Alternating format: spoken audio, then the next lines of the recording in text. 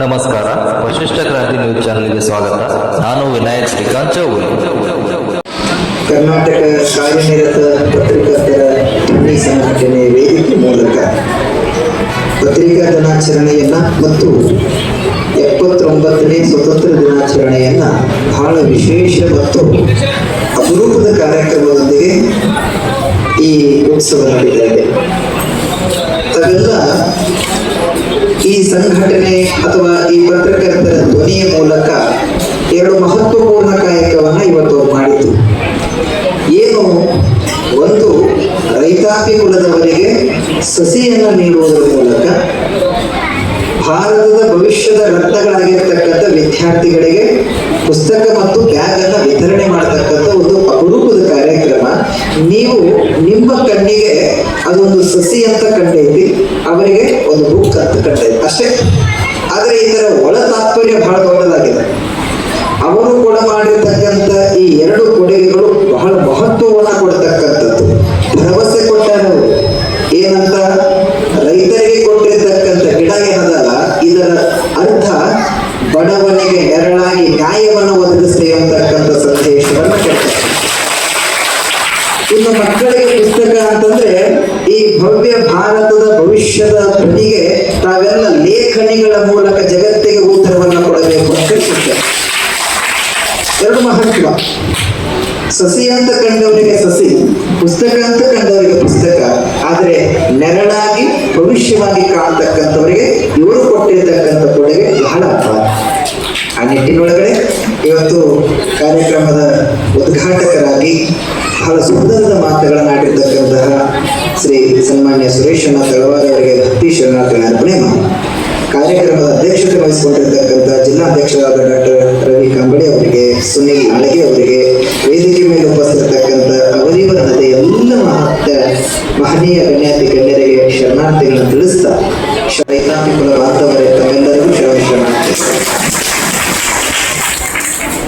ಇದುವರೆಗೆ ತಾವೆಲ್ಲ ಕೇಳಿದ್ರಿ, ಪತ್ರಿಕಾ ಮಾಧ್ಯಮ ಅಂತಂದ್ರೆ ಈ ಸಂವಿಧಾನದ 4ನೇ ಅಂಗ ಅಷ್ಟೇ ಅಲ್ಲದೆ ಸಮಾಜವನ್ನ ತಿದ್ದುವ, ದೇಶವನ್ನ ಬದಲಿಸುವ ಎಲ್ಲ ಆಂತರಿಕ, ಅಂತರಂಗ, ವ್ಯವಹಾರಿಕ ಎಲ್ಲ ಕ್ಷೇತ್ರ ರಂಗದಲ್ಲಿಯೂ ಕೂಡ ಯಾವುದೇ ಮುಲಾಜಿಲ್ಲದೆ ಪದಾರ್ಪಣೆಯನ್ನ ಮಾಡಿ ಸತ್ಯವನ್ನ ಬಿಚ್ಚಿಡತಕ್ಕಂಥ ಕಾಯಕವನ್ನ ಲೇಖನಿಗಳ ಮೂಲಕ ನಾಡಿಗೆ ಕೊಡತಕ್ಕಂಥ ವ್ಯವಸ್ಥೆ ಪತ್ರಕರ್ತರು ಮಾಡ್ತಾ ಇರುವಂತ.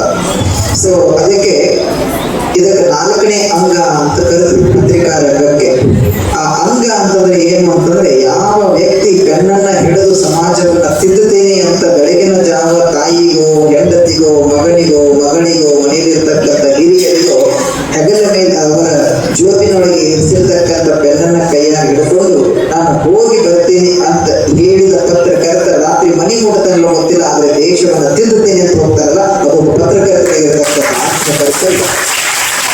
ಇವತ್ತು ಸಮಾಜ ಬ್ಯಾಲೆನ್ಸ್ ಆಗ್ತಾ ಇದೆ ಅಂದ್ರೆ, ಇವತ್ತು ಸಮಾಜ ಸನ್ನಡತೆಗೆ ಸಾಕ್ತಾ ಇದೆ ಅಂತಂದ್ರೆ, ಎಲ್ಲ ತತ್ವಗಳನ್ನ ಸಮಾಜ ಓದುತ್ತಾ ಇದೆ ಅಂತಂದ್ರೆ, ನೋಡ್ತಾ ಇದೆ ಅಂತಂದ್ರೆ, ಪತ್ರಿಕಾ ಮಾಧ್ಯಮ, ಎಲೆಕ್ಟ್ರಾನಿಕ್ ಮಾಧ್ಯಮ, ಇನ್ನಿತರ ಎಲ್ಲ ಮಾಧ್ಯಮಗಳು ವ್ಯವಸ್ಥಿತವಾದ ತಮ್ಮ ಕಾಯಕಕ್ಕೆ ನಿಷ್ಠಾಪೂರ್ವಕ, ಅತ್ಯಂತ ಪ್ರಾಮಾಣಿಕರಾಗಿ ಶಪಥಬದ್ಧ ವ್ಯಕ್ತಿಗಳಾಗಿರುವ ಕಾರಣಕ್ಕೆ ಇವತ್ತು ದೇಶ ನಡೀತಾ ಇದೆ, ರಾಜ್ಯಗಳು ನಡೀತಾ ಇದ್ದಾವೆ, ಸಮಾಜ ನಡೀತಾ ಇದೆ.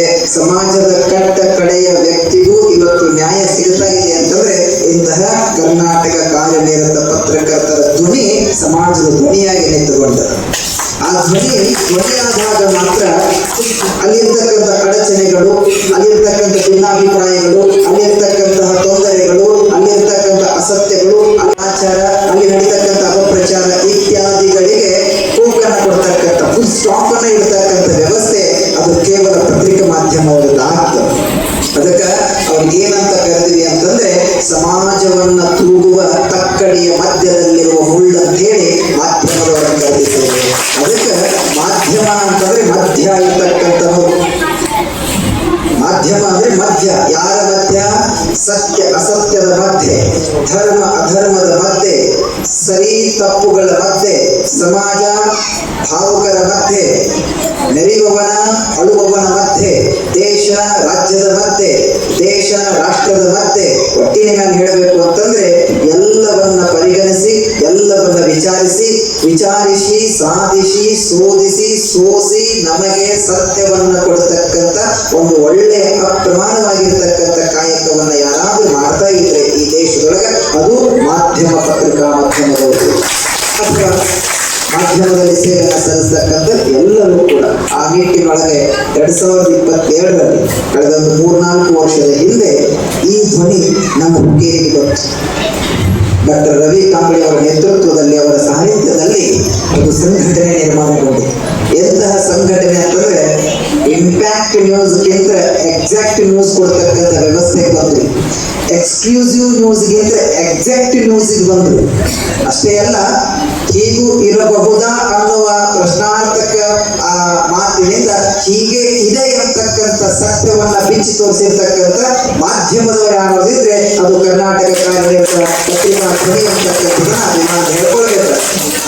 ಅವರ ಮೇಲೆ ಎಷ್ಟೋ ದಾಳಿಗಳು ಅಥವಾ ಅವರನ್ನ ಎಲ್ಲ ರೀತಿಯಿಂದ ವ್ಯವಸ್ಥೆಯಿಂದ ಪ್ರತಿಯೊಂದವರೆಗೂ ಅಷ್ಟೇ ಸಂತೋಷನೂ ಇದೆ, ಅಷ್ಟೇ ದುಃಖನೂ ಇದೆ, ಅಷ್ಟೇ ನೋವು ಇದೆ, ಅಷ್ಟೇ ಸಮಸ್ಯೆ ಇದೆ.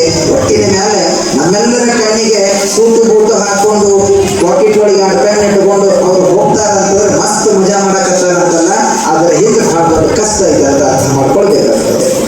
ಸತ್ಯವನ್ನ ಬಿಚ್ಚಿಡುವವನಿಗೆ ಬಹಳಷ್ಟು ಕಂಟಕಗಳು, ಬಹಳಷ್ಟು ನೋವುಗಳು, ತೊಂದರೆಗಳು ಮಾಧ್ಯಮದೊಳಗೆ ಇರ್ತಕ್ಕಂಥ ಈ ವ್ಯವಸ್ಥೆ ಕಾಲ ಕಾಲಕ್ಕೂ ಆಗಲೇ ನಮ್ಮ ಯಾರು ಸ್ಕೂಲ್ ಸರ್ ಹೇಳ್ತಾ ಇದ್ರು, ಸ್ವತಂತ್ರ ಪೂರ್ವದಲ್ಲಿ ಬಾಬಾ ಸಾಹೇಬ್ ಅವರ ಮೂಕ ನಾಯಕನಾಗಿರ್ಬೋದು, ಗಾಂಧಿಯವರ ಯಂಗ್ ಇಂಡಿಯಾ ಆಗಿರಬಹುದು, ತಿಲಕರವರ ಕೇಸರಿ ಆಗಿರಬಹುದು. ಈ ನಿಟ್ಟಿನಲ್ಲಿ ನಾನು ಆಗಲೇ ಸುರೇಶ್ನವರು ಹೇಳ್ತಾ ಇದ್ದೆ, ಇಂಚಗೇರಿ ಮಠ ಎಂಬುದು ಕೇವಲ ಮಠವಾಗಿ ನಿಂತುಕೊಂಡಿಲ್ಲ, ಅಧ್ಯಾತ್ಮ ಕಟ್ಟ ಸೀಮಿತಿ ಅಲ್ಲ. ಈ ಭವ್ಯ ಪರಂಪರೆ ಅಂದ್ರೆ ನಾನು ಇರ್ತಕ್ಕಂಥ ಗುರುಪೀಠ ಏನಾದ್ರೆ ಇಂಚಗೇರಿ ಮಠ, ಈ ದೇಶಕ್ಕೆ ಯಾವ ಯಾವ ರಂಗದೊಳಗ ಪ್ರವೇಶ ಮಾಡಿದ್ರೆ ಸಮಾಜ ಉಳಿತದ, ದೇಶ ಅಭಿವೃದ್ಧಿ ಆಗ್ತದೆ ಅಂತಕ್ಕಂಥ ಯೋಜನೆಗಳದವಲ್ಲ, ಆ ಎಲ್ಲ ರಂಗಕ್ಕೂ ನಮ್ಮ ಮಠ ಹೇಳ್ಕೊಂಡು ಬಿಟ್ಟದ. ಗಾಂಧಿ ತಿಲಕರು ಬಾಬಾ ಸಾಹೇಬರ ನಂತರ ಕಾಲಘಟ್ಟದಲ್ಲಿ ಉತ್ತರ ಕರ್ನಾಟಕ ಭಾಗದಿಂದ ಅಪ್ ಟು ವಿಜಯಪುರದಿಂದ ಹುಬ್ಬಳ್ಳಿವರೆಗೂ ಈ ಭಾಗದಲ್ಲಿ ಒಂದು ಪತ್ರಿಕೆ ಹೋಗ್ತಾ ಇತ್ತು. ಅದಕ್ಕೆ ದೇವವಾಣಿ ಅಂತ ಪತ್ರಿಕೆ ಇತ್ತು. ಆ ದೇವವಾಣಿ ಪ್ರಕಟಣೆ ಎಲ್ಲಿ ಆಗಿತ್ತು ಅಂದ್ರೆ ನಮ್ಮ ಇಂಚಗೇರಿ ಮಠದಿಂದ ಆಗ್ತಿತ್ತು.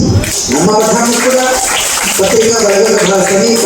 ಅಷ್ಟೇ ಅಲ್ಲದೆ ನಾನು ಮೈಸೂರಲ್ಲಿ ವ್ಯಾಸಂಗ ಮಾಡುವಾಗ ಜಪ್ಪದಕಟ್ಟೆ ಅರಮನೆ ಸುತ್ತಪೀಠದಲ್ಲಿ ನಾನು ವ್ಯಾಸಂಗ ಮಾಡುವಾಗ ಕೂಡ ಅವಾಗ ಕುಟುಂಬ ನುಡಿ ಅಂತ ಒಂದು ಬಾಕ್ಸ್ ಬರ್ತಿತ್ತು. ಸಂಯುಕ್ತ ಕರ್ನಾಟಕ ಆಮೇಲೆ ಪ್ರಜಾವಾಣಿ ಒಳಗ ಕುಟುಂಬ ನುಡಿ ಅಥವಾ ನುಡಿ ಮುತ್ತು ಇನ್ನಿತರ ಇವತ್ತು ಸಂಯುಕ್ತ ಕರ್ನಾಟಕದೊಳಗ ವಿಜಯವಾಣಿ ಒಳಗ ಅಲ್ಲೆಲ್ಲಿ ಬರ್ತಿರ್ತಾವ. ನಾನು ವ್ಯಾಸಂಗ ಮಾಡೋ ಕಾಲಘಟ್ಟಕ್ಕೂ ಅವಾಗ ಒಂದು ಲೇಖನಿ ಬರೀತಿದ್ದೆ. ಆ ನಿಟ್ಟಿನೊಳಗೆ ನೋಡೋದಾದ್ರೆ ನಾನು ಒಬ್ಬ ಗುರುವಾಗಿ ಕಾರ್ಯಕ್ರಮ ಬಂದಿಲ್ಲ, ನಾನು ಕೂಡ ಒಬ್ಬ ಪತ್ರಕರ್ತನಾಗಿ ಒಬ್ಬ ಕಾರಣಕ್ಕಾಗಿ ನಾನು ಇವರಲ್ಲಿ ಒಬ್ಬ ಅಂತೇಳಿ ಕಾರ್ಯಕ್ರಮ ಭಾಗಿಯಾಗ್ತದೆ. ಬೇಕು ಮಕ್ಕಳಿಗೆ ಜ್ಞಾನ ಬೇಕು, ಆ ಜ್ಞಾನ ಜಗತ್ತನ್ನ ಬಗ್ಗಿಸ್ಬಾರ್ದು. ಈ ದೇಶದೊಳಗ, ಈ ರಾಷ್ಟ್ರದೊಳಗ, ಇಡೀ ಜಗತ್ತಿನಾದ್ಯಂತ ನಮಗೆ ಯಾರು ಹೆದರ್ತಾ ಇಲ್ಲ ಅಂತಂದ್ರೆ ನಾವು ಅಜ್ಞಾನದೊಳಗೆ ಅದೇವಿ ಅಂತ. ನಮಗೆಲ್ಲರೂ ಹೆದರ್ತಾರೆ ಅಂತಂದ್ರೆ ಶ್ರೀಮಂತಿಕೆಯಿಂದಲ್ಲ, ಗಳಿಕೆಯಿಂದಲ್ಲ, ದೊಡ್ಡಸ್ತಿಕೆಯಿಂದಲ್ಲ, ಅಧಿಕಾರದಿಂದಲ್ಲ. ಇಡೀ ಜಗತ್ತು ನಮ್ಮೆಲ್ಲರಿಗೂ ಶರಣಾಗೈತಿ ಅಂತಂದ್ರೆ ನಮ್ಮ ಒಳಗಿರ್ತಕ್ಕಂಥ ಜ್ಞಾನದಿಂದ. ಆ ಜ್ಞಾನ ಎಲ್ಲಿಂದ ನಿರ್ಮಾಣ ಆಗ್ತದೆ ಅಂದ್ರೆ ಪೆನ್ನಿನ ಇಂಕಿನ ಮೂಲಕ. ಅದಕ್ಕೆ ಇವತ್ತು ನಿಮಗೆಲ್ಲ ಸ್ಟೂಡೆಂಟ್ಸ್ಗಳಿಗೆ ಯಾವ ಪೆನ್ ಕೊಟ್ಟಾರು? ಯಾವ ಕಲರ್ ಪೆನ್ ಇದು? ಬ್ಲೂ ಕಲರ್, ಹೌದಿಲ್ಲ? ಹಾ, ಯಾಕೆ ನೀವು ಬ್ಲೂ ಕಲರ್ ಕೊಟ್ರು?